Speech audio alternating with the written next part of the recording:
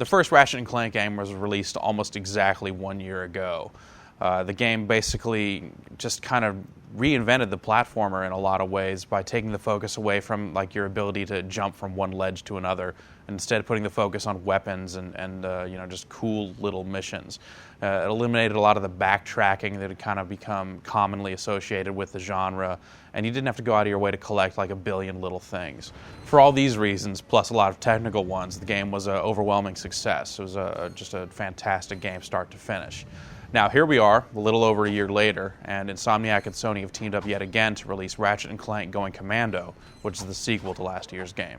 Going Commando takes place in an entirely different galaxy than the first game. Going Commando picks up the story several months after the conclusion of the first game. The pair are now heroes, and they're being interviewed for kind of this behind-the-music-like show about heroes. Of course, someone sees this show who's in need of a hero, snaps up our duo, and whisks them away to another galaxy. Here's where they meet Mr. Fidgewidget, who is the head of Megacorp.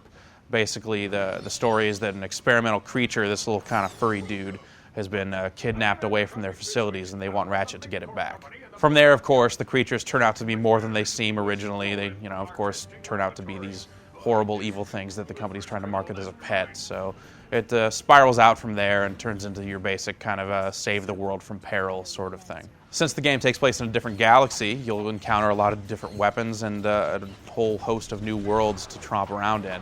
But the gameplay is basically the same. Ratchet's armed with his wrench, you still have objectives to complete, you still don't have to do backtracking, and basically you'll just make your way through the levels with your wrench and your host of new weapons and complete these objectives as you encounter them. The main difference in the game is that a whole lot of upgrades have been added to the game. So each one of these new weapons you pick up, as you use it, it'll gain experience. And when you reach a certain threshold of experience points, it'll upgrade into a new weapon that's more powerful. All the new weapons can pretty much be upgraded in this way with a couple of exceptions, and you also run into a few weapons from the first game that can't be upgraded at all. In addition to that, Ratchet actually collects experience points as well, though it isn't really ever shown on the screen other than a meter. When this meter fills up, basically you'll earn one more little pip on your life bar. This kind of makes you more powerful as the game goes on, so your weapons are becoming more powerful. You'll encounter wrench upgrades and armor upgrades that make you take less damage and do more damage. And basically the difficulty of the game ramps up alongside this. But it does this in a pretty clever way. It's not just that the enemies take more hits to kill. You actually have to vary up your tactics a lot as you proceed because the enemies just get more and more challenging.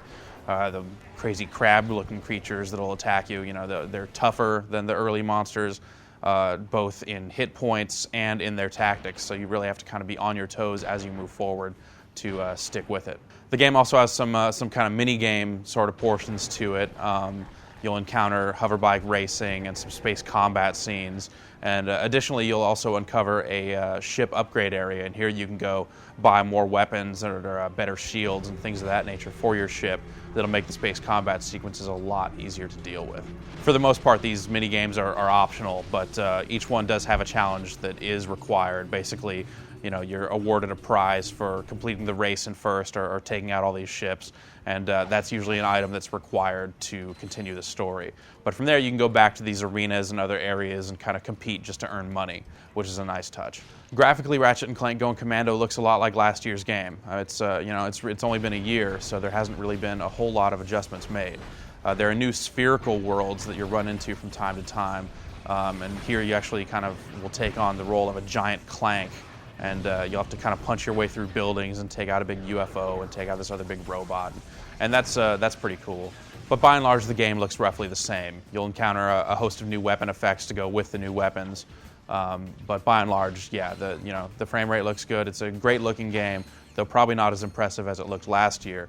Though not as impressive as it looked last year because that was before games like Prince of Persia and Jak 2 and other games really kind of raised the bar graphically for the PlayStation 2. Sound-wise, the game maintains the same basic feel as the first game as well. It has great voice acting, and the script that the actors are given to work with is full of humor that actually works quite well.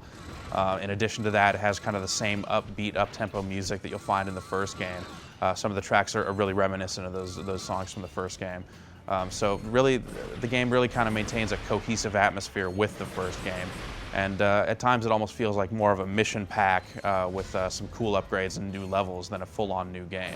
But in the end, even though the game doesn't feel quite as new as it probably could have, what is there, the levels, the weapons, all of these things really do add up to make a great game. It's also a lot longer than you'd expect a platform game to be. You can expect it to kind of clock in around the 15 to 20 hour mark, depending on how quick you can get through some of the segments. By and large, it is a great game, and if you're interested in platformers, I wholly recommend you check it out.